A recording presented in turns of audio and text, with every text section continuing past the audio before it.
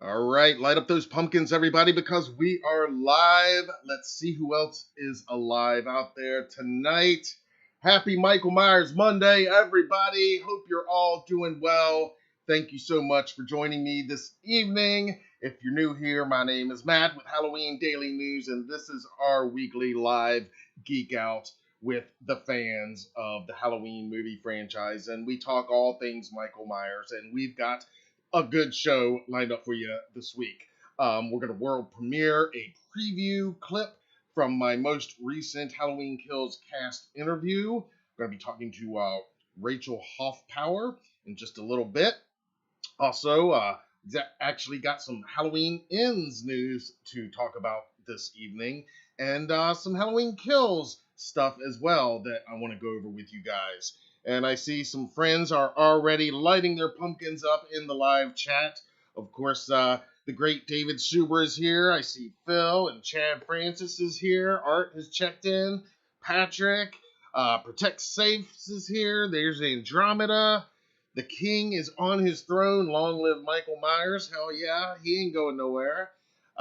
Cody Reactions is here. Says he's reading the novelization on chapter 9, page 106. Very cool that you mentioned that, Cody. I'm going to be talking. That's one of the things I plan to talk about in just a minute.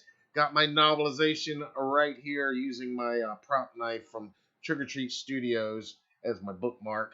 But I'm going to be talking just a little bit about that novelization too. Some very interesting things in there as it pertains to Halloween Kills, as I'm sure some of you have heard a little bit about. So we're going to be talking about that. So thank you for bringing that up. By the way, that prop knife that I'm using for my bookmark, it is available from Trick or Treat Studios, but also from us in our online store at HalloweenDailyNews.com/shop, as well as what we talked about last week. Young Myers 78 Clown Mask is in stock, the newly screen accurate 2021 repaint, as well as the HK mask, and lots of other good stuff. So if you're looking for gifts in the coming weeks, check us out. Remember, we are stocked up on all your HK merch. As people are just finding their way in here, before I get into the week's news, I want to, well, first of all, let's just pause and you guys tell me, how are you? Happy Michael Myers Monday. How are you guys? Let me read a few comments before I even do anything, before I get to tonight's show and tell. Cody said it's a very awesome novel, a lot of details. Hell yeah. Young Major has checked in. What's up, man? Thanks for being here. Happy Michael Myers Monday. Byron is here. Happy Michael Myers Monday to you, sir. Looks like we got a good crowd finding their way in here tonight. Yeah, like I said, I got some fun stuff scheduled. We're going to world premiere a clip from my most recent interview, and I'm going to be talking, like I said, a little bit about that HK novel and some other HK stuff. But first, I want to do my weekly show and tell. And I showed this item boxed last week, and I've got a showcase video I'm going to show you. Let's see, Nathan's is here. Halloween Kills novel was great, better ending than the movie. Yep. I'm going to talk about that in just a second. First up, though, this is unboxed, my newest Michael Myers. You're like, what is this? I didn't even know this existed. We got it from Target. This is by Kidrobot. That's the brand. And this is their Bunny. That's Bunny with an H. Halloween 2 Michael Myers figure. This is officially licensed. It's like $12 or $15 from Target is where we found it. I didn't even know it was out. You guys know I'm obsessed with Myers figures in general, so I had to pick this one up. It is basically Kidrobot's version of the Funko Pop. And instead of the Pop line, they call theirs the Bunny. And you can see, you know, it's a little bit shorter than a standard Pop. And, you know, a different face type, but still like an animated Myers. Here is my showcase video for this. He also comes with, they each come with a keychain, I guess, because they're bunnies, so they come with a rabbit's foot. And I guess each figure is different. I don't even know whatever other figures from this brand are available, but You'll be able to see it better on this video, but of course Michael's rabbit foot is orange and green and painted like a jack-o'-lantern. And that's the keychain. And here's the figure. He's more lightweight than a Pop also. And I thought he'd be too top-heavy with a head like that, but he actually stands pretty well. And again, he's a little more lightweight and a little shorter than a Pop. But here is my boxed and unboxed showcase video of the brand new 2021 officially licensed from Halloween 2, so that technically makes it a 40th anniversary H2 item. This is the Michael Myers Kidrobot Bhunny figure. Check it out.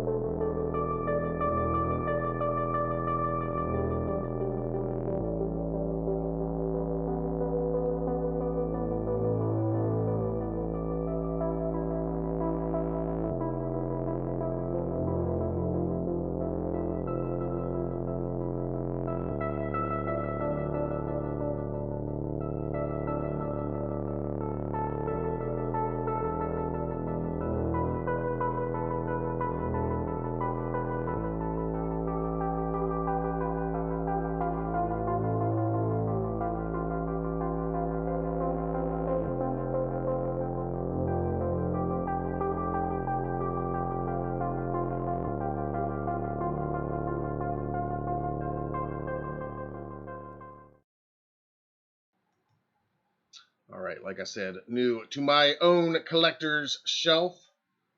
I am a sucker for the Myers figures. And again, didn't even know that Kidrobot were putting these out. I'm sure they've probably got some other horror figures. I haven't looked up what other ones are available, but this is the Halloween 2 Michael Myers. Again, not quite like what I call the Charlie Brown Michael Myers that Jimmy released on their inflatables and some other products this year, which is cool. You know, it's like a cartoon, more kid-friendly version of Michael. And that's not quite what this is. It's definitely its own unique design. So we'll see if Kidrobot can hang with the likes of Funko, because that is clearly what they are aiming for here. But he's super affordable. No accessories except for, like I said, it's supposed to be a rabbit's foot because they're bunnies, which is weird, but it's jack-o'-lantern keychain. All right, so let's get into some news this week.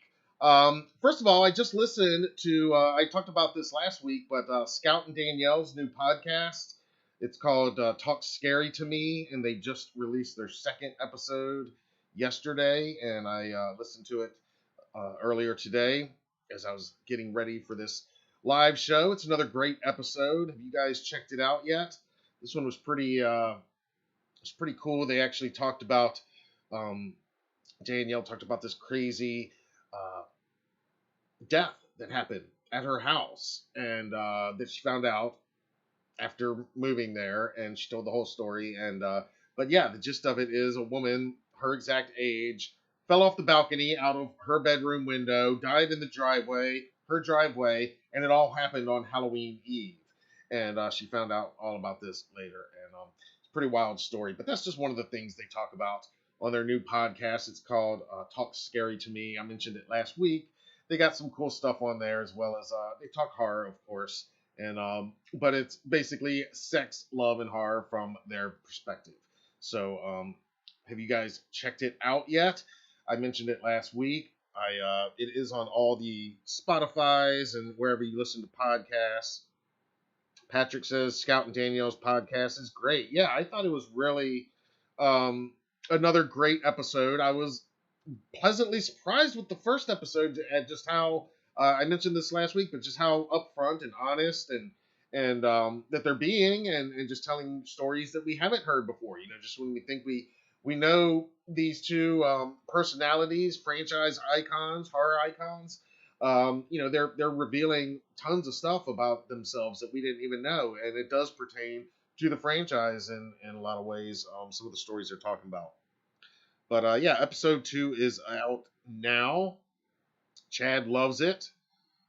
Yep, Byron's gonna listen to episode 2 tonight. Yeah, check it out. Like I said, I just listened to it just a little bit ago. It's another great episode. I subscribe to that. I also subscribed to this isn't necessarily franchise related, but Scout did do an episode of the Bleeders Digest podcast. I hope you guys checked out my interview with Chrissy Fox that we dropped on this channel last week. It's also, you can also find it at HalloweenDailyNews.com. But that's one of her many projects that she's involved in, is the podcast. It is a not a talk show podcast. It is a narrative drama, and it's all horror stories, and it's R-rated, and it's awesome. It's called Bleeders Digest, D-I-E Digest. I mentioned that on Friday's episode of the Halloween show, and of course, that's one of the things we talked to Chrissy about in that interview. But that's while we're on podcasts. Both of those I've subscribed to in like the last few weeks, and pleasantly enjoying all of those. And it does tie in because Scout guest starred on one of their recent episodes that premiered just a few weeks ago. So a lot of good stuff there.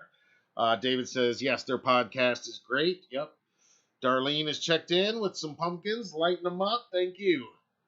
Happy Michael Myers Monday.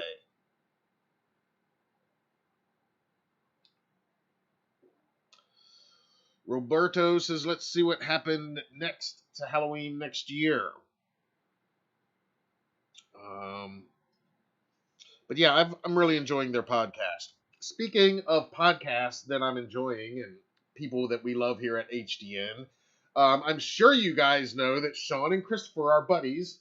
Of course, Sean Clark, Christopher Nelson, the thing with two heads over there on the Malfunction channel.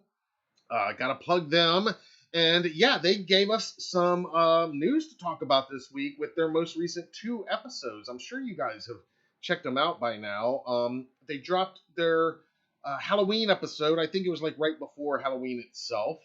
And then they did a live episode just 2 nights ago, just this past Saturday. And both episodes were really mainly to discuss, of course, Halloween Kills.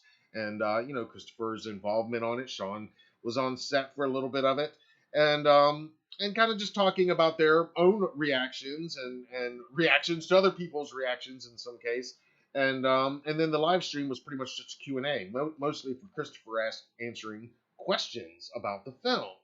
And there were some interesting little nuggets. Some things kind of confirmed, other things clarified, and some things kind of revealed.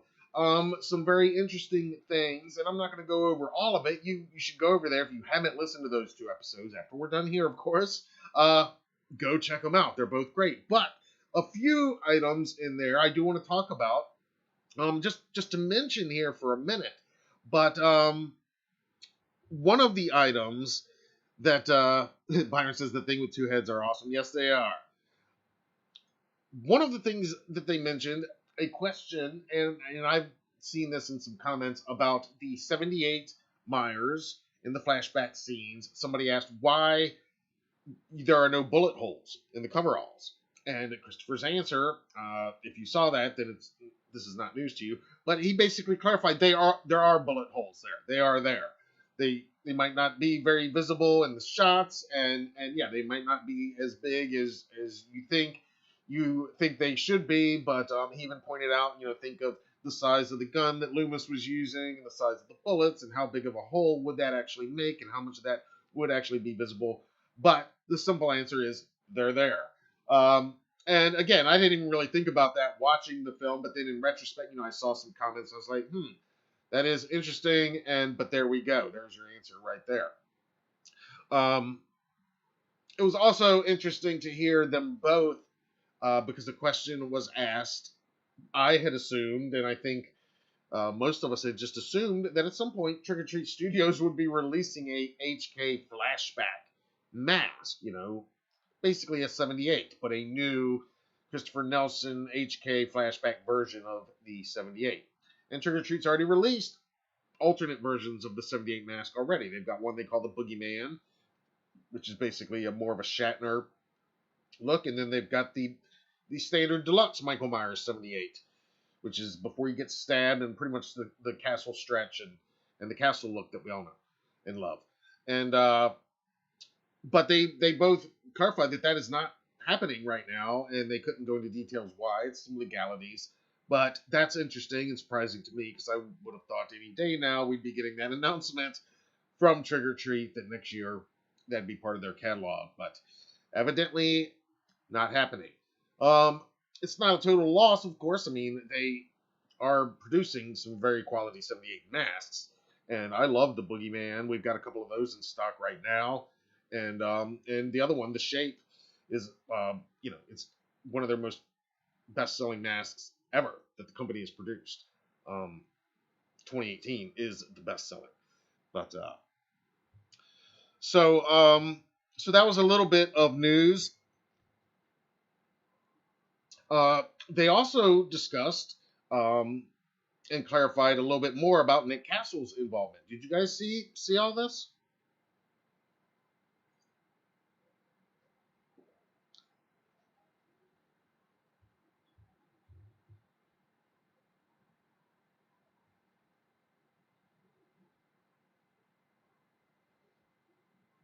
Did you guys see this? Chad loving Big John, Lil John. Yeah, they were great.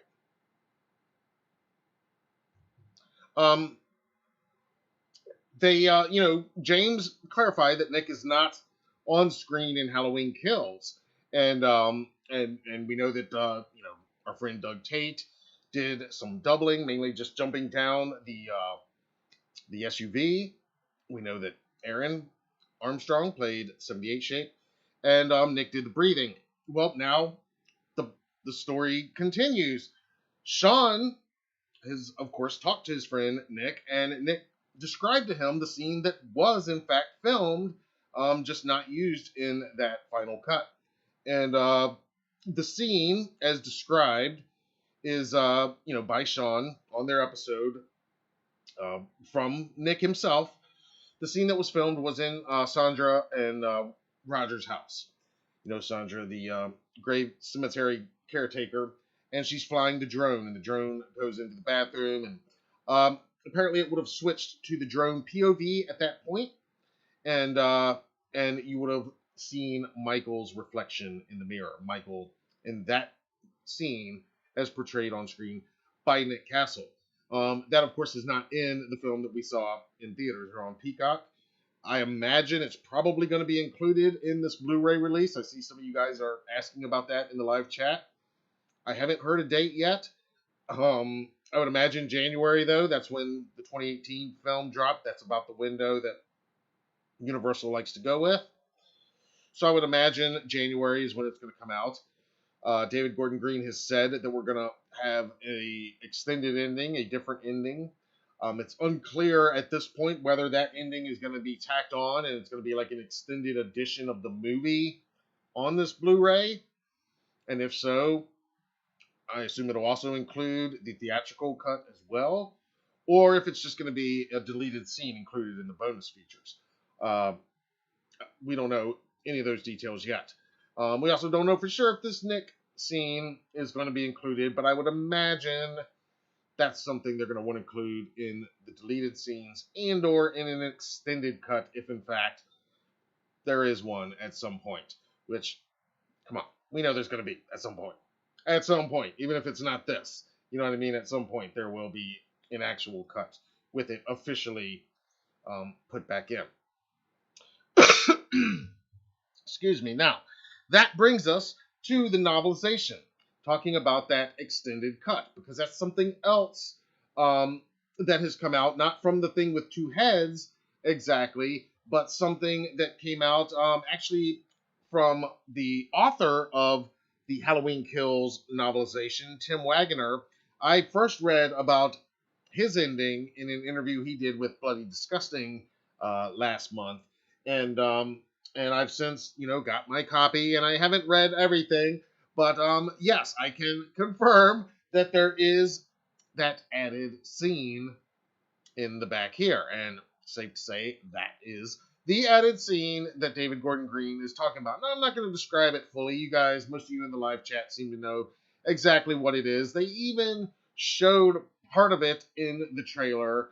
And I'm sure it'll be a great scene, and especially for what I'm hearing is a very powerful moment, performance that Jamie Lee Curtis gives in this extra scene. And for that is, I can't wait to see it. All that being said, and I'll reserve final judgment, of course, until seeing what they actually present us in the Blu-ray. But my immediate thought is, having read the scene as described in here, as good as it is, my personal feeling is I still like the movie where it cut. I think that's a more a darker ending where it cut, honestly. This is a good ending, but it's a huge to be continued. I mean, it already ends on a to be continued. We knew going in, this is the middle chapter, it's The Empire Strikes Back, but that was one of my fears going into HK, was that the ending would be too much of a big old to be continued, because that does bother me when films do that, especially when it's a known trilogy or a known just franchise where they're doing a number of films that have already been pre-announced. That's one of the problems you always have when you're saying, oh, we're definitely doing these other films after, you're going in with some preconceived ideas and some pre-knowledge there. All that being said, though, it is a good scene. I see why it could be really cool. I look forward to seeing it on the Blu-ray. Like I said, personally, I'm curious. Are they going to release, like I said, is it going to be a extended cut? And if so, will it just be those added few minutes, or are they going to put back in things like Nick's cameo, possibly? So then, in which case, we have, two alternate cuts. This wouldn't be the first time Rob Zombie released extended director's cut of both of his films, of course. And there's been alternate versions of Halloween, the original and part 2 released over the years, obviously. And of course, Halloween 6, The Curse of Michael Myers. Let's not even get into the producer's cut, but there's yet another example. So, and we still, at some point might get, at some point we will get that original ending to Halloween 2018 released in some form. I don't know if we'll ever get that alternate cut of the movie, that original cut. But again, with this franchise, I wouldn't be surprised. I also would say, though, don't hold your breath for it to happen this year or next year or even the year after. You know what I mean? Like, this is something they're going to save for a period where there's not a whole lot going on with this franchise. And right now, there's a ton going on with the franchise. Another interesting thing, though, is in this book. And you probably read this article like I did on Bloody Disgusting. And if you're on page 106, I see you said in the live chat, then you've already read what I'm talking about. There is a very interesting Cult of Thorn reference in here that Tim Wagner put in there. And he did talk about this in the, not this specific thing, but he did talk about the fact that he put a lot of Easter eggs that reference the franchise throughout his novelization. Just for fun, just because he is a fan of the franchise. At one point, there's a pizza place called White Horse Pizza. I think it's a pizza place. That is a nod to Rob Zombie's Halloween 2. And on page 85 in here, it is revealed that our Tommy Doyle has a certain tattoo on his left arm. Yeah, it's pretty awesome. Now, again, this is just one reason why these novelizations are so cool. And 2018 had some stuff like this. they're always going to have stuff like this. The original 78 novelization and the Halloween 2, 3, and 4 novelizations all had stuff like this. This is part of the rich history of movie novelizations. They're always going to be based on some version of the script that isn't necessarily the final cut of that movie that was released that we all saw. And then you've got an author like Tim Wagner, who's a clear fan, putting stuff in here. And who knows who was editing this? Who knows how well versed in the franchise the editor of this novelization might be? Did it go over their heads? Did David Gordon Green know that that was in there? I mean, maybe he read it. Maybe he hadn't. Maybe he doesn't even know. In any case, I just think it's fascinating. And it's, like I said, it's on page 85. And it's where they're describing Tommy and how he has hadn't had many successful relationships in his life. He's been in and out of therapy. He's got a hot temper. All these things that fuel what we see in the film. And I'll just read you just this last little bit here, because this is the Thorn tie-in right here. Check it out. If I can find my place. Yeah, he's talking about Tommy and Lonnie's relationship. And Lonnie didn't know if Tommy had ever gotten physically abusive with any of the relationships he was in, but he just couldn't hold a steady relationship. So Tommy doesn't have a wife at home or anything. That's another thing clearly fueling his, his actions that night. He wasn't trustworthy, wasn't safe. Lonnie had no idea if Tommy had ever been physically abusive with any of his partners, and he never asked. He did know that Tommy had been in therapy on and off since his late 20s. And while he picked up a lot of psychological tools to help him deal with his anger, it was by no means fully under control. He was so obsessed with Michael and all things Halloween that he'd gotten a tattoo of a thorn rune on his left arm. And when he was anxious, he rubbed his hand over it subconsciously. Okay, now, again, I've not read this thing cover to cover. According to the article on Bloody, they say there's no other mention of the tattoo in the book. I'll see when I finish reading it. But that right there is pretty interesting. Not a big deal that it's not in the film. Again, it does make me curious. Was that ever in any script, or is that just? I think it's just Tim Wagner being a fan, and like he said in the interview I read with Bloody, really just kind of inserting a little bit of his own kind of Easter egg fun in there. The same thing with the White Horse reference, elsewhere, and I'm sure there's others. But so I pose this question to you guys: what if there had been a scene somewhere in there where, it just quickly flashed and we see that thorn rune tattooed on Tommy's left arm? And by the way, thorn capitalized in the book as well, thorn. So I think that's pretty cool. I think it's cool that they got a fan like Tim Wagner. He's clearly familiar with the franchise.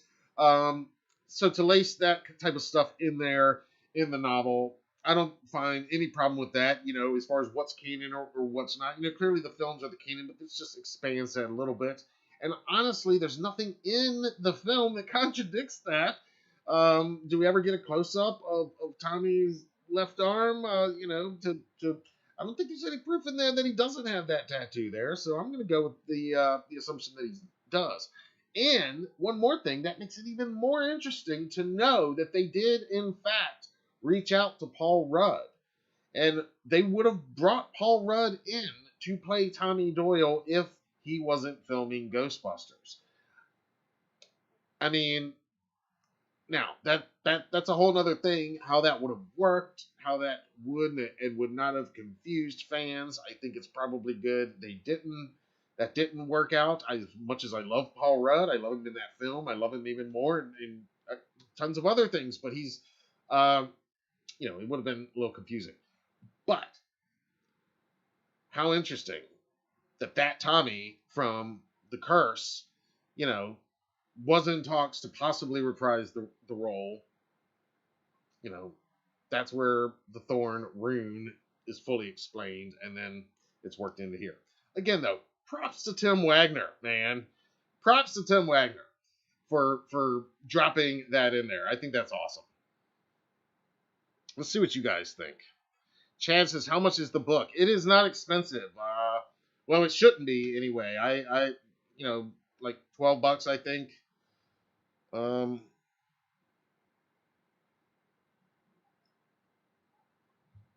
Let's see. Byron saw the Colts of Thorn reference. Yep. Patrick says they had Halloween comic books in the early 2000s called Halloween Night Dance. Yep. They had a couple of different comic runs, and the first death of Laurie Strode was one, and they Night Dance. A lot of good stuff in those comics, and a lot of those I think would be great for them to revisit in this franchise at some point.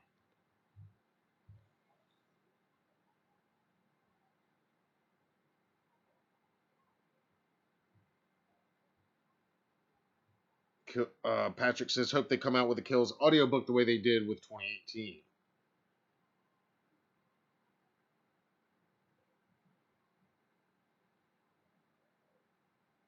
Nathan says, some of the wording was different, bothered me because I kept saying the lines in the movie instead of the different wording in some of the book. Yeah.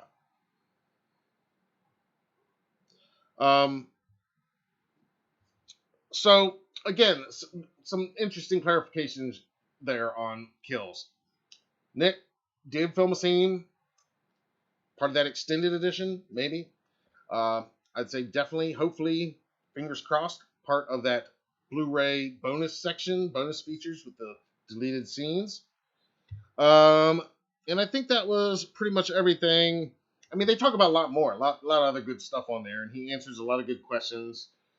As far as, burning the mask and all that good stuff, I'm not going to go into all that. You should go watch the episode after we're done here for that. I do want to get into this talk a little bit now about Halloween Ends and these new comments from David Gordon Green that came out today about Halloween Ends. Now, up to now, we know that it's going to film in January, and we know it's going to be a 4-year time jump, so it'll take place in real time in October of 2022, right when it's being released. And that's about all we know. David Gordon Green hinted in an interview with Entertainment Weekly last month that we haven't seen the last of Lindsay Wallace in this franchise. So I would think there's a good chance that Kyle Richards will reprise her role in Halloween Ends. And of course, Jamie Lee Curtis is definitely back as Laurie Strode. And Andy Matichak, of course, will be playing Allison once again. So let's look at these new comments from David Gordon Green that came out today.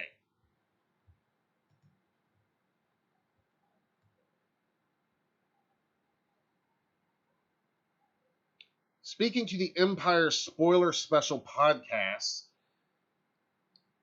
David Gordon Green says of his upcoming third film in his trilogy of sequels, there's not a lot of games in it. There's not a lot of wittiness and retro joy. It's kind of a coming-of-age film. It's a very different tone, and that's what excited me about it, is to have the 3 chapters that I've been involved in be very different from each other. They're all there to honor Carpenter, but aren't necessarily just emulating him. Green continues. He says, I sent Carpenter the new draft of Halloween Ends the other night, and I said, if it feels too Christine, let me know. For Halloween Ends, it's just a love of Carpenter, It's more than just, hey, here's a character in a community that you've created. It's, here's an appreciation of your legendary body of work. Okay. Now, first of all, we have to take all this a little bit with a grain of salt. First of all, just because David Gordon Green, I think we're coming to realize it's it's not that he doesn't know we're out here going to dissect every word that he says. I think he does know that. At the same time, I think he he's not as concerned with it as maybe we wish he was. Maybe I don't know how much to read into these comments, especially when he mentions Christine. But that is an exciting concept to me. And coming of age, that can mean a whole ton of things. So again, I'm not going to read too much into it, except for the obvious that, you know, with Allison coming back, she's at a pivotal kind of coming of age anyway, and as it takes place in 2018. We will come back 4 years later, where her family has been decimated, the town has been decimated, and of course, I imagine they're going to incorporate the real world events that have happened in real life in the last 4 years that have, you know, changed the world in so many ways. So we're going to have all that going on. So when he talks about coming of age, I would think he's talking mainly about Allison there. But what exactly that means, again, I could read into it. I caution too much because again, I don't know that he's that David. I think he, like Carpenter, kind of likes to have fun with uh, us fans a little bit and just kind of put things out there and see what happens. And it's not that it's false information; it's just um. But what I like here is that it's a different tone, and he has said this before. He said it would be a more intimate film. I think that makes sense, especially considering all of our known characters are pretty much done with now. It's going to go back to the core of Allison and Laurie, Michael, obviously. I would imagine Lindsay. But what I love here, probably the most, is that this is really celebrating Carpenter. Um, he says there's not going to be a lot of wittiness and retro joy. So I don't know what that means. If that means less Easter eggs or less humor. That's what it sounds like. But he says that he wants to honor Carpenter without necessarily emulating him. And he says, if it feels too Christine, let me know. So I think about Christine and I think about Ernie, getting this car, fixing it up, obsessing over it, falling in love with it, basically, and then it changing him. So then I put that into the context of where we left our main characters, and this being a coming of age story, presumably about Allison. What does it all mean? Is Michael to Allison what Christine is to Ernie? Somehow? Maybe? Probably not, but it's fun to speculate.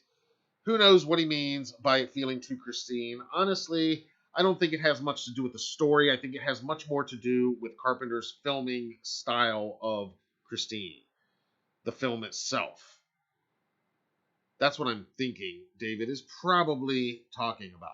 But it is fun to imagine how a Halloween Ends might in some way feel a bit like Christine, John Carpenter's Christine adaptation.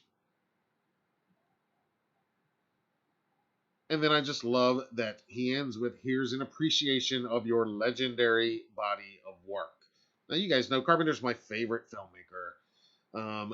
So the fact that this is going to be a celebration of Carpenter's body of work, according to David Gordon Green, you have my attention, sir.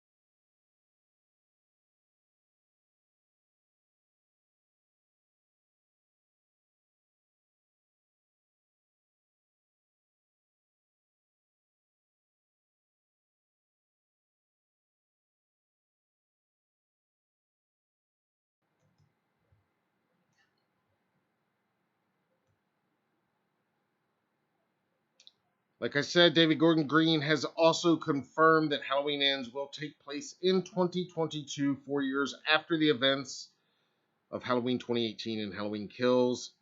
And he recently hinted in an interview with Entertainment Weekly that Kyle Richards will likely be back to reprise her role as Lindsay Wallace again. Jamie Lee Curtis returns to play Laurie Strode, along with Andy Manichak as Laurie's granddaughter, Allison. That is the character that Green is most likely referring to regarding a coming of age. Our buddy James Zoo Courtney will once again play the Shape. Halloween Ends is coming October 14th, 2022. All right, so what do you guys make of these comments from David Gordon Green? Let me see some live chat comments over here. Chaz says John is a storyteller. Some directors aren't. Yep, he's awesome. Andromeda says, I hope Brackett is still alive. We'll see. I don't know. I'd be surprised. It felt to me like everybody but Lindsay got wiped out. Everybody that was in that mob, it felt like to me. But we'll see. Again, at this point, 3 years ago, in fairness, we did all think that at least I thought we'd never see Officer Hawkins again, at least not present day Hawkins again. But there we go. And he's another one that'll be back, I assume. Forgot about him.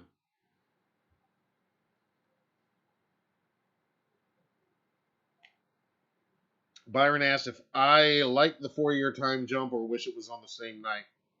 I like the 4-year time jump. Again, I mean, it's hard to say I like it. I'll wait and see. I mean, but right now, going into it, I like it because, again, how much can we really stretch out this one night, honestly?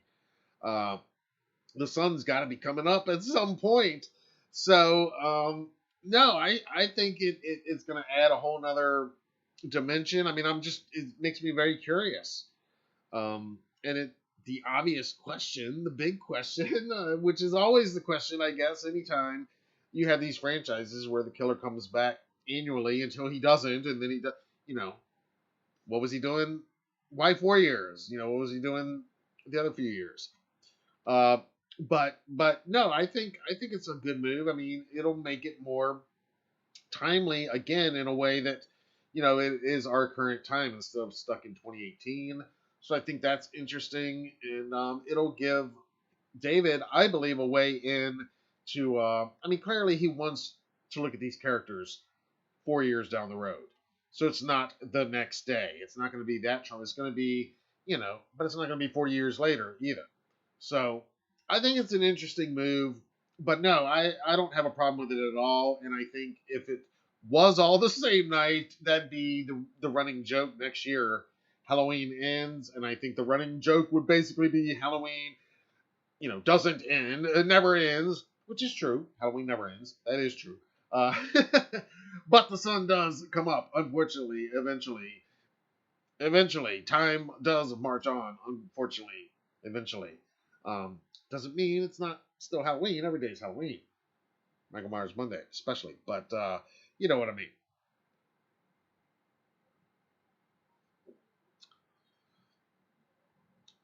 Andromeda says, anyone think he'll be back in the mental hospital again? I don't think so. Yeah.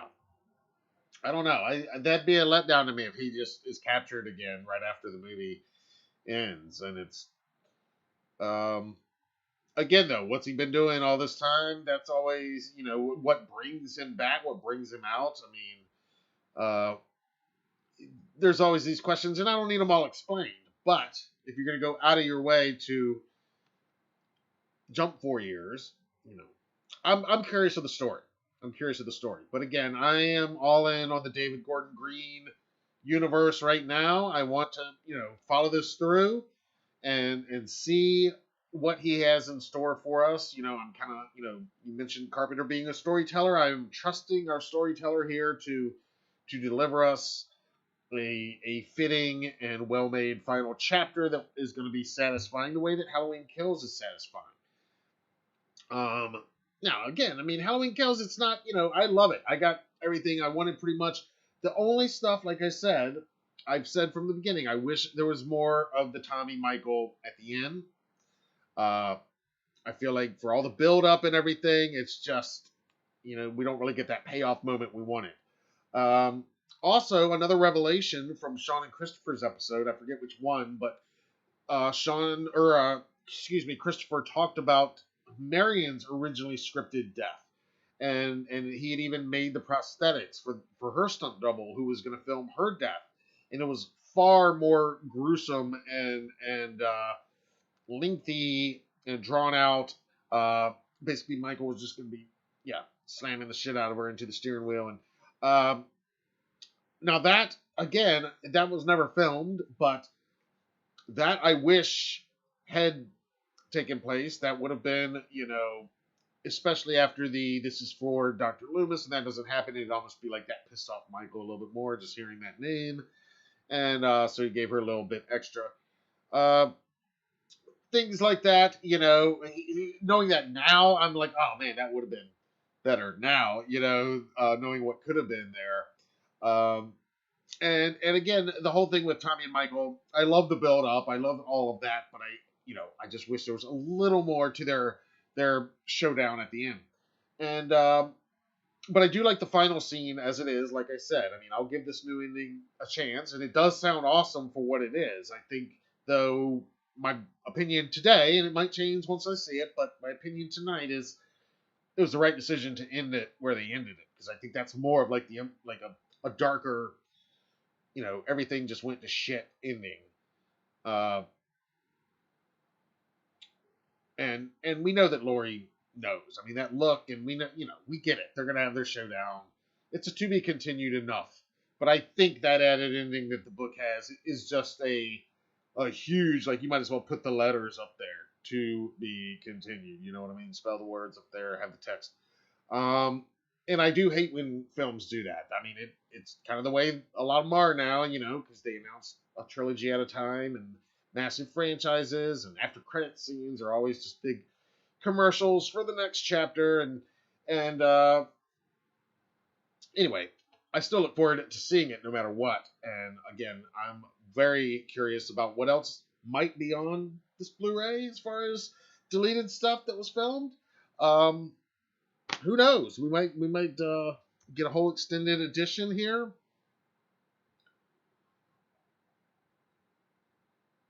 See, Kylo Ween has checked in, fired up a pumpkin. What's up? Happy Michael Myers Monday.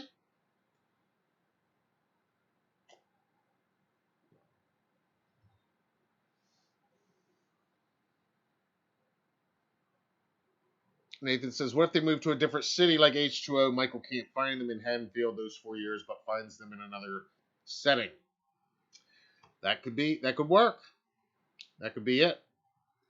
But then it still presents that problem of Michael's not chasing them, from what this mythology, he's still really got no reason to go after Laurie. And again, spoiler alert if you don't want to see the alternate ending until the Blu-ray, or if you haven't read the book. But yeah, that alternate ending in the book, Laurie's last words are, what is it? I'm coming for you, Michael, I think. Which is great, I mean, it's almost going to be like the night she came home, except it's not her home, unless it is. Are they going to make them, related after all? I hope not. No, don't do that. Don't go all this way to make them unrelated and then ultimately make them related again in your final twist. I think that would undo a lot of what they've done. But with what they've done, it's Laurie the stalker stalking Michael now. So maybe it's the other way around. Maybe Laurie's going to a different city hunting him every Halloween and can't find him, or who knows. But that could be something there. Again, thinking of it in terms of Christine, though, and again, I think David probably means more stylistically Christine than story-wise. But he did say it in reference to the script. Really handed it to Carpenter. I mean? It just makes me think, and I just think about Arnie and his relationship to Christine. And and try to place Allison kind of in the Arnie role, because it's kind of a coming of age for him in a lot of ways in that film. So when I start to do that, I could almost see some parallels there that somebody like David Gordon Green could possibly make.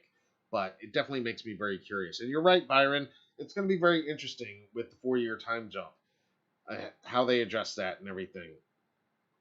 It'll be very interesting. Um, who knows? Maybe they just come out and it's like a resurrection thing, and they deal with all of these surviving characters in the first 15 minutes, and then it's on to a whole new group who want to move into the Myers house after Big John, Lil John. Damn, Eddie Lee's still in Russellville. Yeah, Eddie Lee might be there. You got it.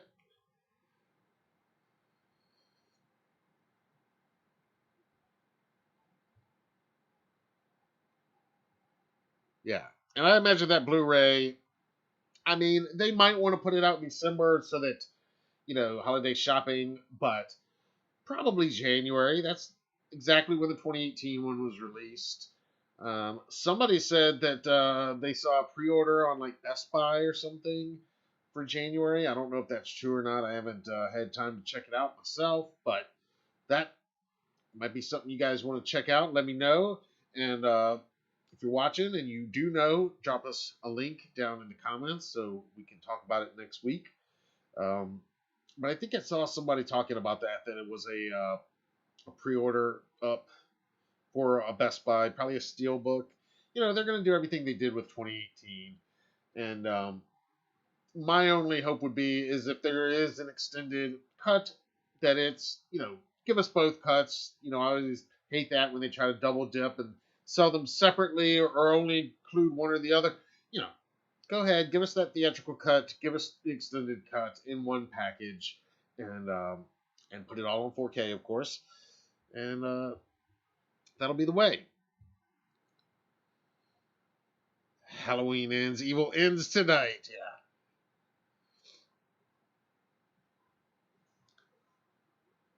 Yeah, maybe Steve Mathis' house. Stevie, do you mean Steve the, is that Judith's boyfriend?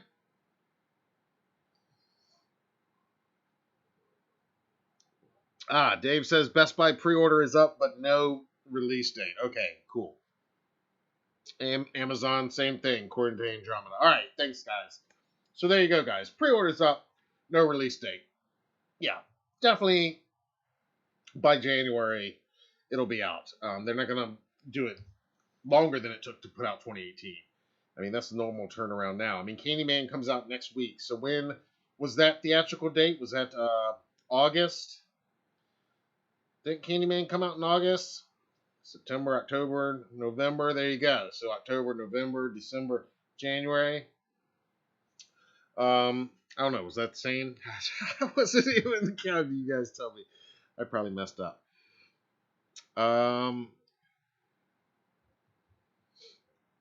That's the party the nurse in part 2 came from. Okay. Stevie Mathis. Yeah, Nurse Karen came from there. Oh, yeah, and Charlie Bowles. Well, y'all know I've talked about it many times, but my interview, John Carpenter gives me the real story of the real Charlie Bowles, the inspiration for that character, when I interviewed him over 5 years ago. That's under interviews at HalloweenDailyNews.com anytime you want to check that out. Sean Clark hates Evil Dies Tonight. Yeah, a lot of people don't like the Evil Dies Tonight. I tell you, though, I didn't have a problem with it, honestly. I didn't. A lot of people, a lot of comments of, oh, they say it too many times, and it gets so hokey and cheesy. And, I mean, again, I've only watched the movie twice. And on my second viewing, I was paying a little more attention to some of other people's complaints and all. And some of it I could see, but the Evil Dies Tonight, I didn't have a big problem with it. I mean, I counted it's said exactly 5 times before it becomes a chant in the hospital chaos. And, it's Marion's the first one to say it, and Tommy is going out there. They're like, be careful. He's like, yep, love lives today. And Marion says, the evil dies tonight. And then, then it's said a few other times, and then Tommy has his big speech in the hospital. and it ends with that, and then it becomes a chant from there, and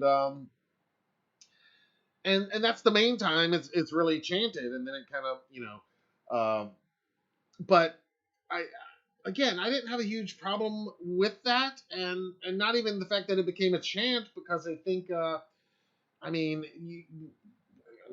you've been to any event, any crowd event. I mean, chants happen. I mean, and if you think that in moments of real passion and anger and drama like that, that a chant can't happen. I mean, shit. On January 6th, they were chanting "Hang Mike Pence," and how many minutes did it take that crowd to start chanting that? So, and I'm not, I'm just saying that is real. That is a passionate moment like that, a speech like that from a Tommy Doyle ending with those words. I could see them actually saying, "Yeah, evil dies tonight. Yeah, evil dies tonight." I could see it happening. So, and, but that's also me. You could say, "Oh, Matt, you're just explaining away. You're being too nice." Okay, then I'll agree. I probably am. And then in that case, I say I got to pull a Christopher Nelson and just say, well, it's just a shut up and eat your popcorn moment, because it is a Halloween movie. It's Michael Myers, and that's the big issue, is too many evil dice tonights. Anyway, I didn't have a big problem with it. Maybe on my 5th or 6th viewing, I'll feel differently. Maybe on my next viewing, when I'll feel differently. But again, it just didn't. I felt like it was just something that Marion threw out there. It stuck in Tommy's hot head. We know from the book he's got hot temper, and so they're all, a little amped up, a lot of drama in the air, and it becomes a chant before we know it. But I do love that hospital scene. I really do. That is like one of my favorite scenes in the whole film, is that the hospital chaos, man, because it just felt so chaotic. It felt so palpable to me, and just so out of control. And I loved Tivoli, the late Ross Bacon. He just did a great performance, and I felt like that was, and his death. Christopher talks a little bit about that and what was, how that was pulled off, and the after effects and the twitching, and that was definitely some of my favorite stuff in the whole film. Let's see.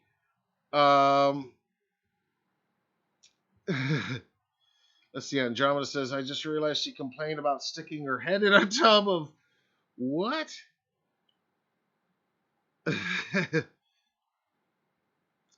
That's what she ends up getting killed.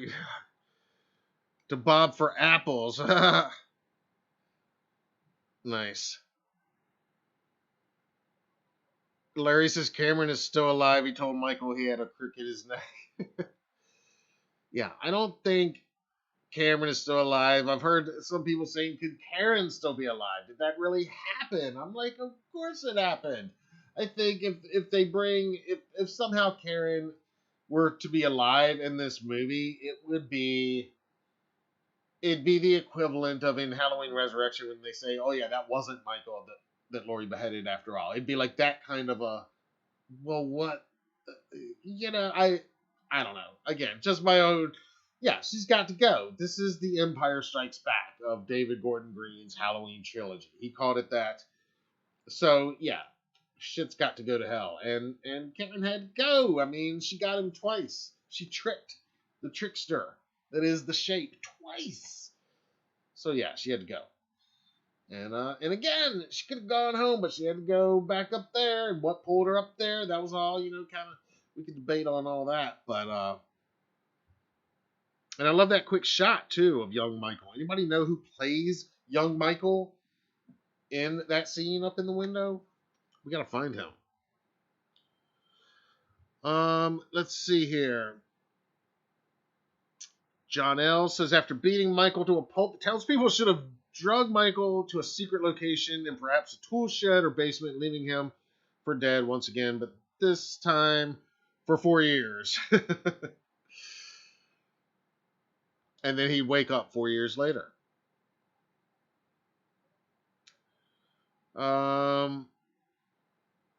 Anthony says, still don't know why they used evil dice tonight. We all know Halloween's is coming. It's a head scratcher.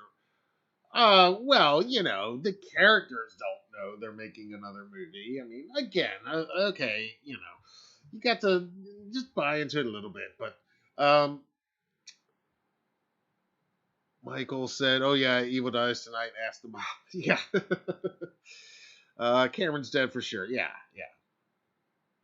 Wasn't crazy about Karen, says Andromeda. I wasn't crazy about her in 2018, but I always say that in that gotcha moment in 2018, Karen, at that moment, became one of the most interesting characters in the franchise, and certainly in this current canon, to me.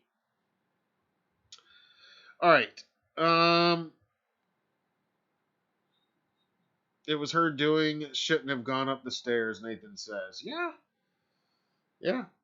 Patrick says, I think it would have been more believable to have used the escaped mental patient that the father and son almost hit with the Bronco in 2018. He could have passed for Myers after better than Tivoli.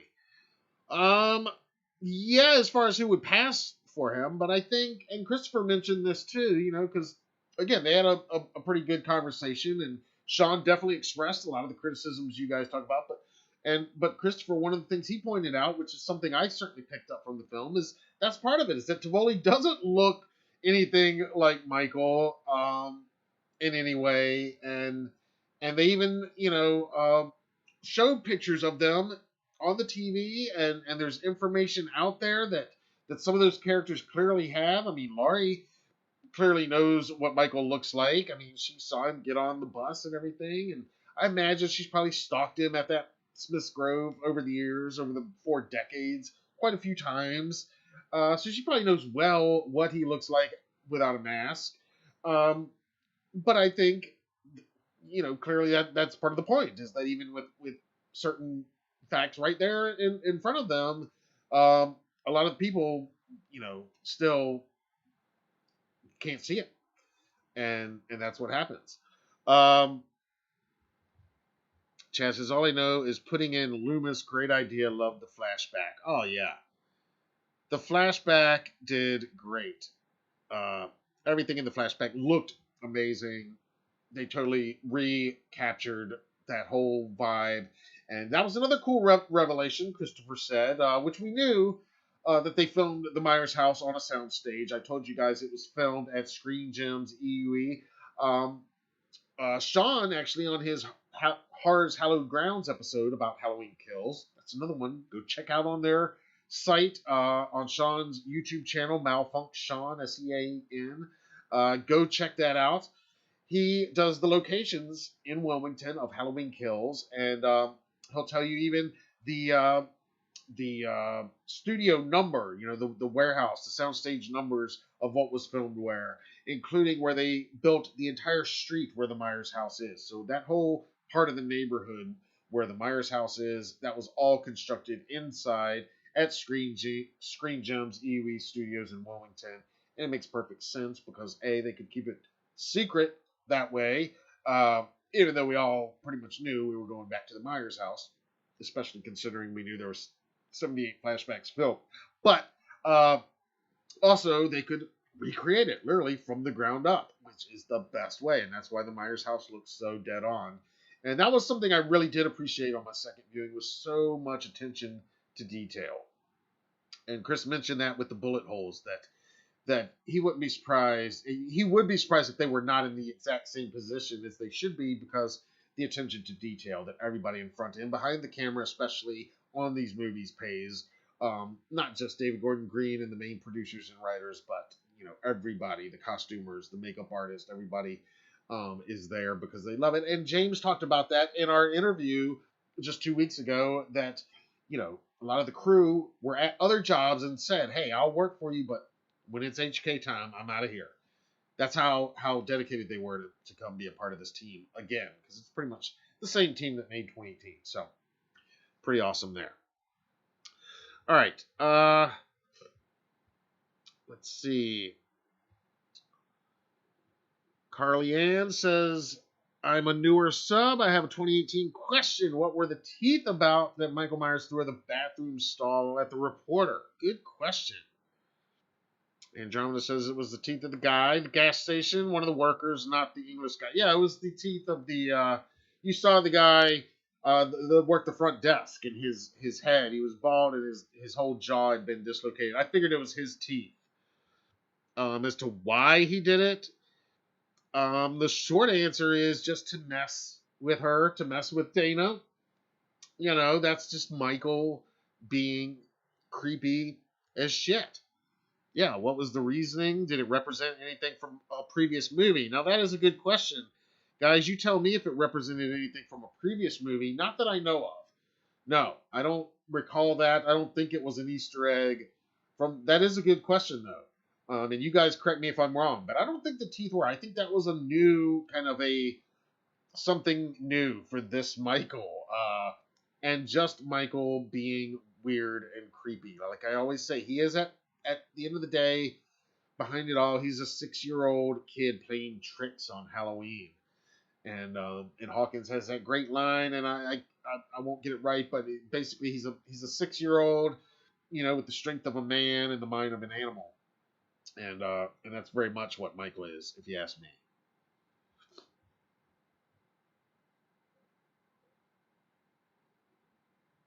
Anthony says, what knife was used in the Michael versus Mob scene at the end of the movie? Saw an orange handle. Huh. Good question. I do not know.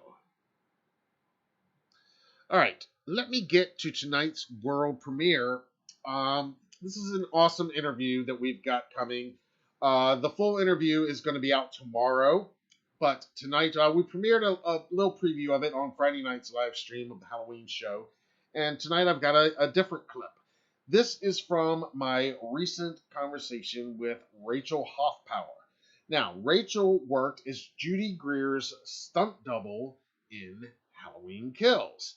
And she's also got a really cool local tie to our community here on the Outer Banks. She spent some time here working on a local production called The Lost Colony. Those of you that might have heard of The Lost Colony of Roanoke Island, well, we live right across the bridge from Roanoke Island, right where that story takes place, and they perform an outdoor drama there.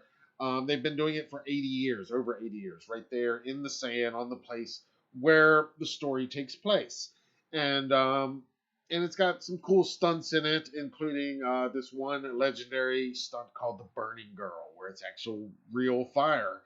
And so in this clip, Rachel talks a little bit about, you'll see in the interview, this is still early in our conversation, not quite to the Halloween Kills stuff yet. I'm not going to tell you exactly which scenes she doubled for Judy Greer on. She'll tell you that in the interview. I want to save that for you, but you've seen the movie. You can imagine some of the stuff she probably worked on. But she's got some really fun, awesome stories and a really great perspective from the set. Like I said, in this clip, it's still kind of early in the conversation, and this is Rachel talking really about what drew her more into the stunt world. She got into it through acting and stage acting, and then that led to more stage combat, and then that led to stage stunt work, which kind of culminated with her gig here on the Lost Colony doing the Burning Girl. And then from there, she made some big decisions as to where to go to next, and everything eventually led her to Haddonfield. From right here, our little local drama called The Lost Colony of Roanoke Island, all the way to Haddonfield. So it's another awesome story. I know you guys are going to love it, and you're going to love her and getting to know more about her as much as I did. So right now, here is a world premiere clip, an exclusive preview of my new interview with Rachel Hoffpauir, talking stunts. Check it out.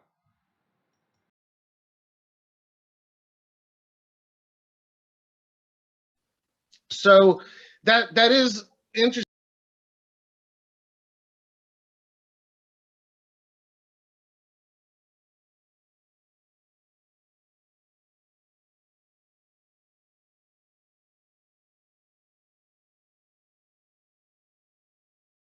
interesting that through the stage acting, you found your way into doing more and more of the stage combat, and Hmm. that led into the film stunt work. So, what was it about that? Was it just the excitement, or what was it about that part of I it don't that know, man. attracted you? There's just something about like the first time you put a sword in your hand and you're just like, this is really cool. And I Yeah, still have those moments all the time, like when you're like doing an intense fight scene or learning a new skill and you're just like, this is so yeah. cool. And actually I used to say this, so when I was at the Lost Colony, which I'm sure we'll talk about soon, Hmm. I was one of the burning girls, Oh, and cool. people would be like, why do you want to get set on fire every night? And I'd be like, because I'm kind of defying God in a way. Yeah, Like I'm doing this thing in a safe way that looks dangerous, and yeah. coming out on the end of it. But also because like I'm in my heart not a violent person. Most stunt people that you meet are not. Hmm. But it's kind of like a fun way to still like play with that side of yourself and of the world. And it's just such a specific and interesting way to tell a story, Yeah. especially when you get into like how a character fights and Hmm. why they do certain things and various things. So that's why that's what I think, at least. And moving into that, there's something also about having something specific that you kind of can specialize in, Hmm. which is why I think I really got into stage combat, because even in the smallest theaters, it's better to have someone with that kind of knowledge to keep people safe, Hmm. because people will get hurt if they're not doing these things properly. And it's possible to have a very realistic, visceral, amazing fight scene Hmm. without people having to get hurt. And so we're all just there to protect each other at the end of the day. Yeah, definitely. Yeah. So when you said that you were doing a lot of outdoor historical dramas, was it because of that, I guess, that a lot of them do have more of like the stage combat type stuff, or Not is that initially. what? I say not initially. I right out of high school, I got an internship at an outdoor theater in West Virginia. It's called Theater Okay. West Virginia. They do a show called Hatfields and LaCroix, which is the famous family feud between the Oh family yeah. from West Virginia and Kentucky. They also did a story about the founding of West Virginia called Honey in the Rock. And I got this internship, and it was a lot of fun, really intense, because we were being trained in musical theater while also we performed 4 or 5 shows that summer. It was the repertory theater. Hmm. And that was my first introduction, well, not my first introduction to stage combat. I'd taken some classes at like theater conferences and such, but my first time seeing it applied, and not just fight scenes, but using the theatrical weapons and various and some sword play, things like that. And I met Hmm. some awesome people there. This wonderful guy named Jake Gwynn, who's still one of my closest friends here in Atlanta. Met him almost 10 years ago.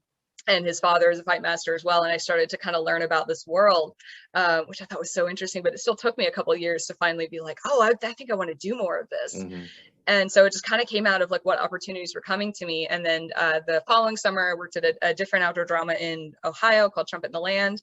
Then it was then the next one I did was Lost Colony, which was after college. And by that point, I was really seeking out shows where I could, do a little more Hmm. gritty, fighty, cool stuff like that. So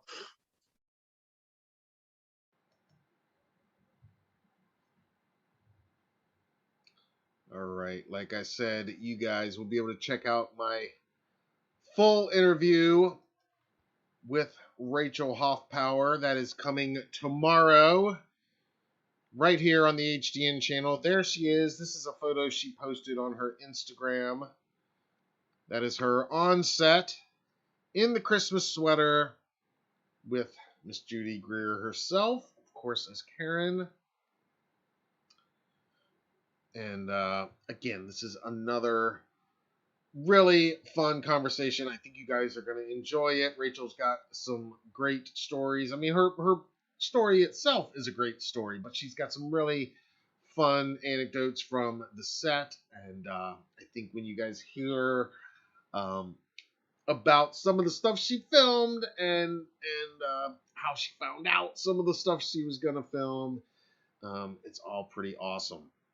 But there they are, right there on set. And yeah, if you guys aren't familiar with The Lost Colony, you'll want to watch it for that reason too, because we do talk a little bit about that. And you can learn a little bit about that outdoor drama, that historic outdoor drama. It's America's first ever urban legend, first unsolved mystery in the history of America.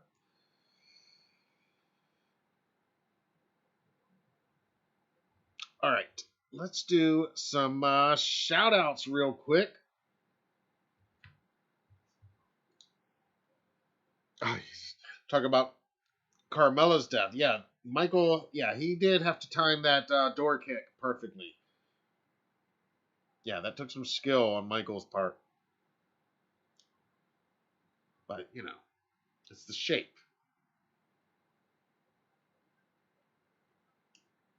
Ninja moves.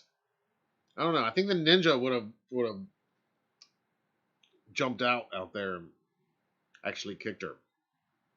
Not kicked the door, I mean. Carmela's scene was one of the best. Yeah, that I thought all her scenes were great. But that whole sequence, that whole SUV attack, I think is one of the best parts of the movie for sure. One of my favorite parts. All right, real quick, guys, I'm gonna give some Michael Myers Monday shout outs here. As you guys know, we started the hashtag back in 2013 as a way to celebrate Michael Myers every day, all the time. And since then, there's been tons of memes and GIFs and videos and just posts on Twitter, on Instagram, on Facebook, everywhere. And so always try to highlight just a couple every week and give just a couple shout outs. So first up, we're going to go over to Twitter. This is from Spidey Boy at Iron Wolf Net YT. Happy Michael Myers Monday. And this is what I mean by it's taking on a life of its own. There's that H6 GIF with the text, "Take That Monday."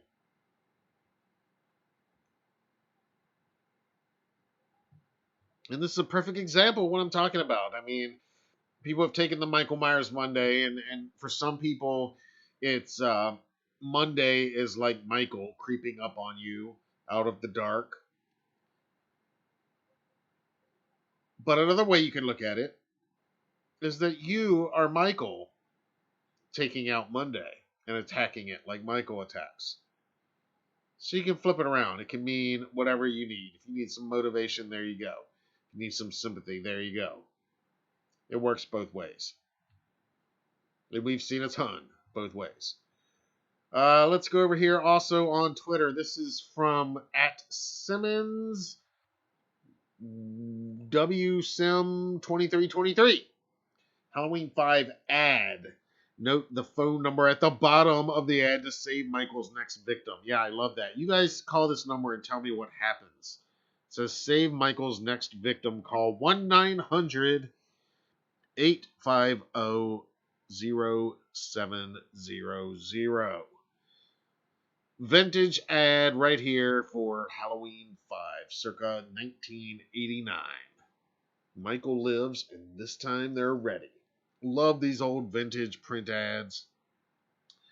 And of course, Halloween 5, absolutely one of my favorite posters in this franchise.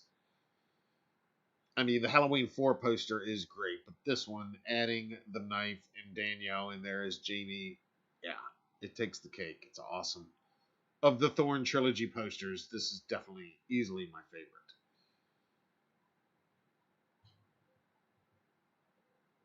All right, one more from Twitter. This is Bart Furley at Duke Lawndale. Now, Bart has been great giving us the daily countdown to kills for well over a year now, and now he has transitioned seamlessly to now giving us the daily countdown to ends.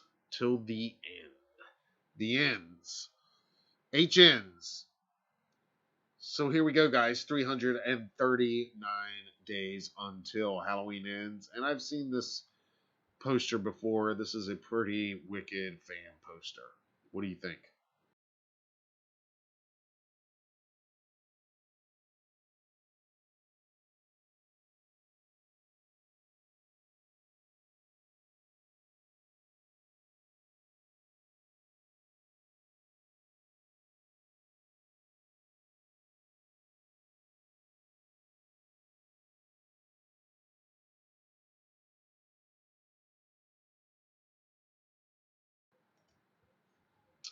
right. Moving over to Instagram now. This is from Gene McClown, and this dude, like, I love the Myers art. We see it a lot. He says, I've decided to extend my Halloween. I mean, literally, I'm extending my tattoo to a full sleeve. So Pumpkin's knives and Michael Myers masks are going to be all across my left arm. And meanwhile, entering Haddonfield sign has already been put on my elbow. And he says the tattoo's by Broadway Tattoo. So, yeah, this guy extending his Halloween in every way, living it, wearing it literally every day, extending it literally down his arm. Some beautiful Myers ink there. Yeah, props to Eugene, man. This is badass. Look at that. He's got entering Haddonfield already there. Great image of Michael. That's awesome.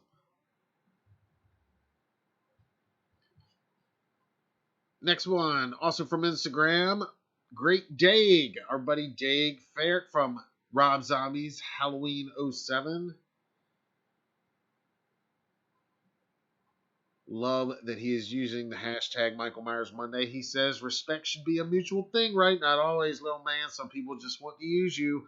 Stay strong and wise, and you'll see the truest colors there are. There you go. Love the life you got. Spread the love you got. Little love is sometimes the life-saving thing. Words of wisdom from young Michael Myers right there. Great Dag. Love it. And another friend of the brand, Tyler Main, has also shared a Michael Myers Monday post. If I can find it in here. Did you guys see what he posted today? Tyler's pretty great. He shares... he uses the hashtag pretty regularly and has for a few years now. This is just a funny little GIF he shares. It says, I guess I'll wait until next year. Michael chilling with Lindsay.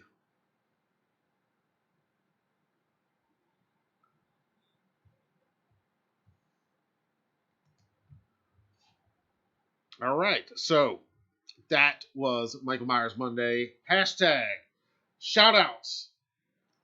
Keep using the hashtag, everybody.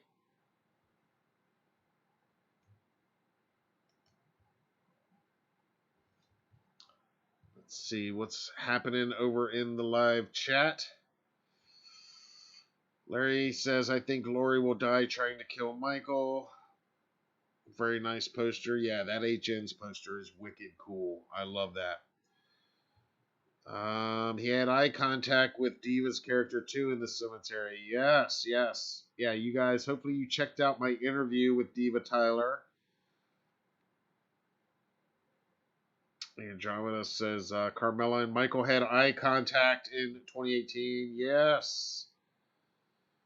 I see. Okay. Carly Ann says, I didn't realize until watching Kills the second time that the doctor-nurse couple were in 2018. Michael looked like he was going to try to kill. Yes, you need to check out our interviews. I'm so happy you are a new subscriber. Now that you are here, Carly Ann, check out our exclusive interviews. We interviewed both of them.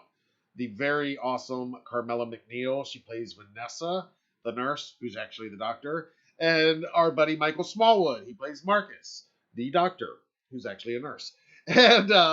And they're both great in it, and they both talk to us. Carmela has actually been here twice. She's been our first and only, so far, live guest here on a Michael Myers Monday, and we talked to her just before the film opened as well as Diva Tyler's character. And yes, we talk about all of that, including Carmela's kind of magic moment there with Michael that she shares in 2018, and we talked about that before HK came out. And that was scripted, and that was very much part of the plan. Now, nobody knew at the time that they'd be coming back and reprising the roles in the next film. Maybe David Gordon Green did, but nobody else did. That's for sure. But yeah, that little moment between Michael and Vanessa, that definitely pays off in the next film. And I just love their characters and their work in the films. And I love the whole thing with the stethoscope that follows through from Marcus running back in to get it in 2018, and that gives her that moment to share with Michael. And then he comes out, and it's hilarious when he says, "Oh, you know what? It was in my pocket the whole time." He's got it again. He goes back in to get it. Hey, that lady got my stethoscope, and that lady he's going back in the bar to get it from. We know because it's Marion. We see her early in the film. Marion takes it from him and says, I am a nurse. And then, of course, we see that he actually tries to use it as a weapon later on against Michael, which I absolutely love that moment.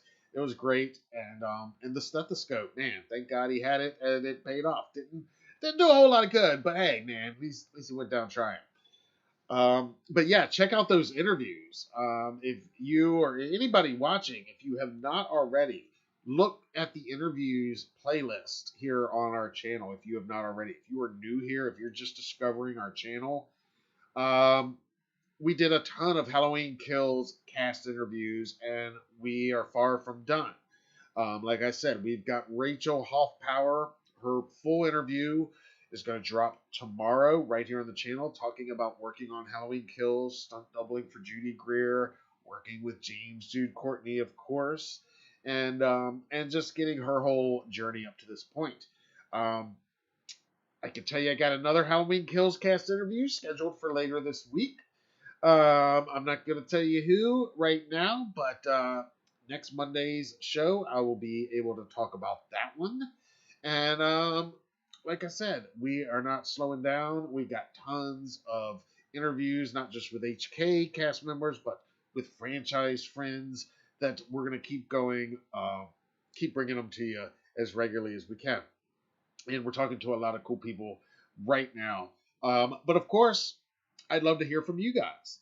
And this is something I wanted to ask you guys is let us know who you would like us to try to get on here on the channel to talk, maybe even live on a Monday, but to come on here and do an interview, let us hear in the live chat. Let me hear in the comments down below. It always helps when we can say, look at how many of our viewers love you and want to see you come on the channel. So, if you've got some specific people you'd like to see us interview here on Halloween Daily News on our YouTube channel specifically, part of our new video series, then please chime in. Let us know who. Now, again, I know Jamie Lee Curtis, Judy Greer. Yeah, I know. We got it. Their people are gonna contact our people, and I'll let you know. But in the meantime, guys, while we're waiting for their people to contact our people and those big interviews to happen, somewhat realistic hopes and wants as far as the interviews, people that we can actually reach out to, and you guys know some of the names out there that you want to see on here, so let me hear it, and we will do our best to try to make it happen in the coming weeks. Like I said, I don't know when we're going to be taking a break here, but there will be some breaks here as holidays, and I know other holidays don't matter, and they don't matter much to me, but, got other people in our life that they are important to. So we got to do some things that aren't Halloween related every now and then during these next few weeks and months. So there will be a few Mondays where we're not going to be on here. There'll be a few weeks, a little bit of a hiatus. But as I've said last week, a lot of whether or not we're here on the Mondays and on the Friday live streams is going to be dependent on the news of the week. And also what we've got to premiere, what new content we've got. And I've got a lot that I'm working on editing right now that's coming your way. A lot of fun stuff pertaining specifically to this franchise. But it starts with Rachel's interview tomorrow. That's the next one. If you've liked these previous interviews, which a lot of you have expressed how much you've liked them, again, from the bottom of my heart, thank you, and I urge you to check out this next one and check out Chrissy's interview from last week. It's another great story. She's been involved in a ton of awesome things, from making her own music to writing hit songs for other people to making her own films now. And she even worked on Underworld Evolution years ago, and we talk about that. And she's another one that just has a great story and is doing a lot of really cool things, including that Bleeders Digest podcast that I mentioned earlier. You want to check that out. It's different. It's not a talk show, like I said. It's really cool for somebody like me who's doing a lot of photo processing, I'm always listening to stuff that I can't really be looking at while I'm working. Podcast like that is perfect for something like that. It makes the time go by so much quicker. It's really well done. It's immersive with sound effects. So, if you haven't already, check out that interview with Chrissy Fox. It dropped on our channel last week. Look for my interview with Rachel Hoffpauir tomorrow. And next week, I might just have a little preview of our next interview with somebody from this franchise. Who is it? Not going to say. Like I said, though, it's another cast member from Halloween Kills. So I'll let you sit on that. Somebody we have not talked to yet. So think about that. Tell me who you think it might be if you want to make a guess.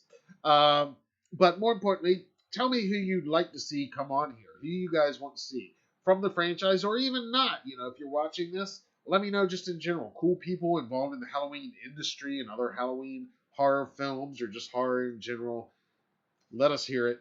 Because we're lining up some cool stuff, and we are looking long term and moving into 2022 to have lots of new exclusive interviews coming here to the channel on a totally regular basis. In addition to everything else we've been doing, the live streams and the news reports, the short form video articles we've been doing, occasional trailer breakdowns. I hope you checked out my breakdown of The Barn Part 2 trailer. We did it live on Friday's episode of the Halloween show. It's now up as its own video as well. Check that out if you haven't already. That's another fun Halloween horror film looking forward to next year. So many good ones coming out next year. But of course, Halloween Ends is probably the most anticipated. But man, there are so many good Halloween films coming out in 2022. It's going to be crazy. It's going to be crazy. And some are already in production, are filming. Others are just gearing up. And we're going to be covering all of it the whole way through. January is going to be awesome when we're actually shooting is beginning for Halloween Ends. I imagine most of it's going to be inside on sound stages again. I'm hearing it's looking more and more like Georgia. Blumhouse and David Gordon Green's crew at Rough House, they are currently in Savannah, Georgia right now as we speak, shooting David Gordon Green's The Exorcist. Did you guys know that? That's where they're at now. That's what they're doing. They're not shooting the whole film right now. They're shooting a little bit of it, and then they're going to shoot the majority of it next year after they shoot Halloween Ends. So I got a feeling if things go well in Savannah with The Exorcist this week, this month, then that very well might be all it takes to bring them back there to shoot Halloween Ends. Of course, Halloween 2018 shot in Charleston, South Carolina. Halloween Kills shot in Wilmington, North Carolina. So they're jumping around, but when you're talking about these sound stages and where their production designers can just create the Myers house and the Haddonfield streets from scratch, that's really, makes a lot of sense. Especially when we know from what they're telling us, what they're letting us know, it's going to be a smaller film. It's going to be a more intimate film. Again, I go back to those comments about coming of age and likening it to Christine. Very, very interesting. But what I love the most is hearing that it all honors Carpenter's legendary body of work. So, give me more of those Carpenter feels in this, and I will be happy.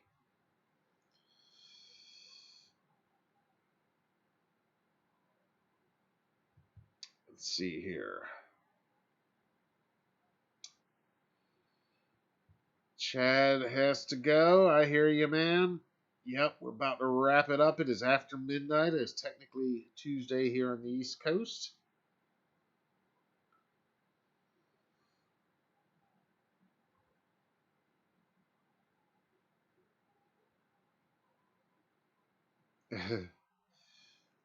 Yeah, Jamie Lee Curtis. Yeah, I see you, Larry.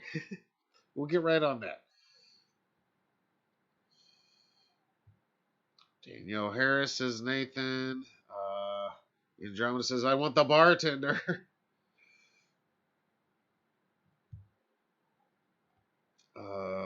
Chad says, in the flashback scene with the Mulaney's, all I could think about was O'Doyle's rule. Yeah, I thought about that too.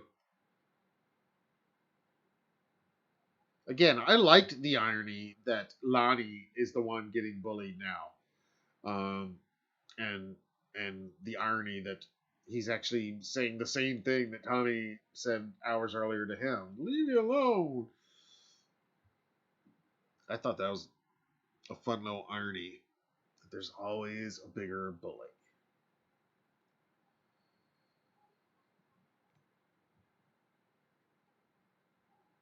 All right, Chad. Happy Michael Myers Monday, bro.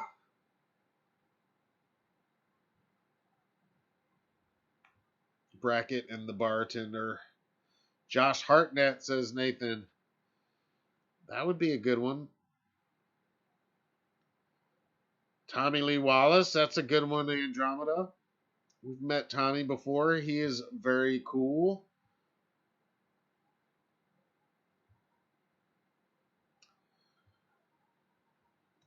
Curly Ann says, I have another question. The 3 kids in the original, Lonnie and 2 others, one ran into Michael Myers.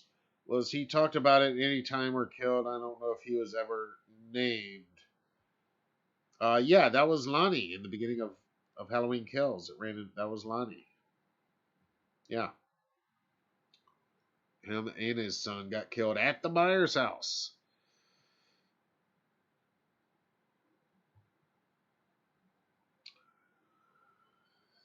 Let's see.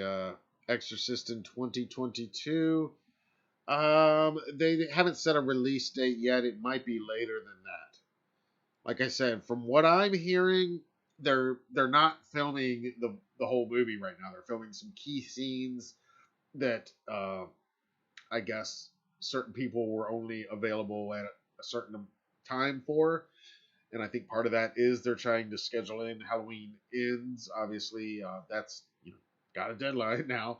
But remember they shot Halloween 2018 in January and February of 2018, and that came out on time. So it's completely within their time frame. But yeah, I believe they're gonna shoot just a little bit, and then they're gonna go shoot Halloween Ends in January. Then after that, sometime next year, they're gonna shoot The Exorcist. I imagine for a 2023 release.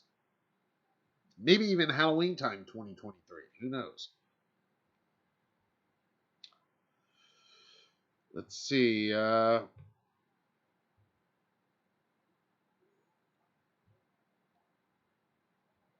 Byron's back. What's up, man? Andromeda says maybe one of Deborah Hill's friends or family. Now that would be interesting. Very cool. Someone who worked or knew her closely. Not a bad idea. I like it. I dig it. I don't know who that would be, though. I know, of course, John Carpenter worked awfully closely with her and knew her very closely. But that's a good suggestion. I'll try to look into that a little bit. All right. Well, Nathan says Jamie Lee is in Exorcist. I heard that she was interested in being in it. Because she's done like the voice before. She's imitated it.